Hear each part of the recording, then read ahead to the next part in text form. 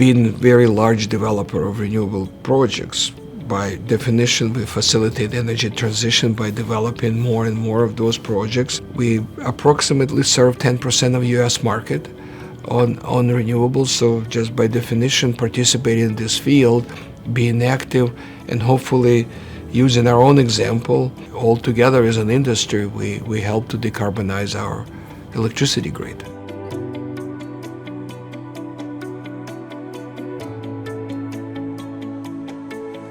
We have very large pipeline of renewables. We constantly increasing this by adding in more project into the mix. So we are busy, and we will be staying busy for, I would say, for a lot of years coming, looking forward here.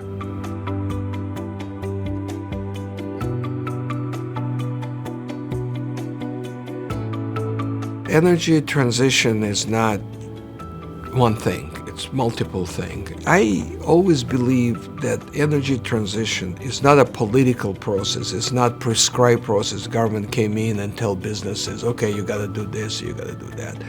I believe it, and particularly for us, for Invenergy, it made sense. I always tell people that whatever we do is a customer-driven business. We gotta have a buyer on the other side for whatever we do.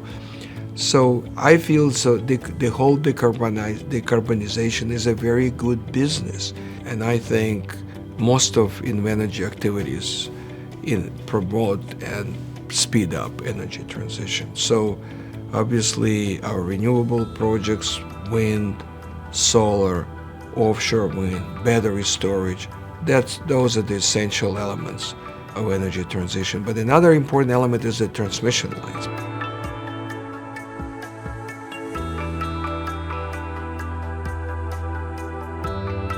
In order to bring more renewables into the grid, and in order to operate grid more efficiently, you have to build out the grid. It's like infrastructure, right?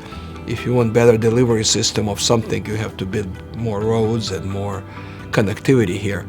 And I think this is a big emphasis, and that's something that the country must do, otherwise we would be simply hitting the wall at some point, which we already probably in some places are hitting the wall. So the transmission development, particularly long-distance transmission that interconnect very large geographies of the United States, it's very fundamental.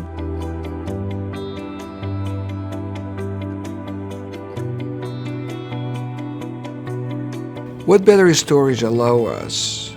Two different things, multiple things. One, the easiest way to understand, if we produce too much energy at certain times, we can store it and release it at the other times. So effectively, if we have too much solar during the day, we can shift that solar electricity from the daytime to nighttime when there is no solar radiation. That's just one of the simplest ways. Batteries do many other things that allow more renewables on the grid, that because batteries have this instantaneous way to balance supply and demand. So batteries have become a device that allow us to decarbonize more.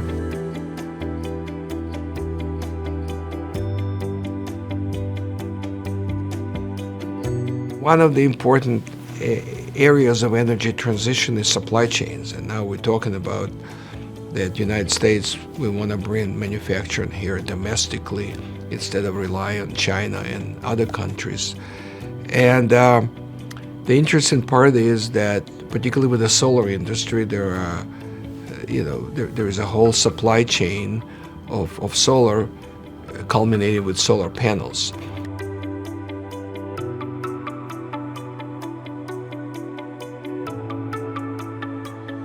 We decided, because we're one of the largest solar developers, to control our own destiny, and also to basically bring domestic manufacturing back to the United States, we decided to build a solar panel factory. And we made a decision in the year. This factory is operating in Ohio, and it would be the largest solar manufacturing facility in the United States as a single facility. and one of the most, if not the most advanced technologically facility in the world making solar panels.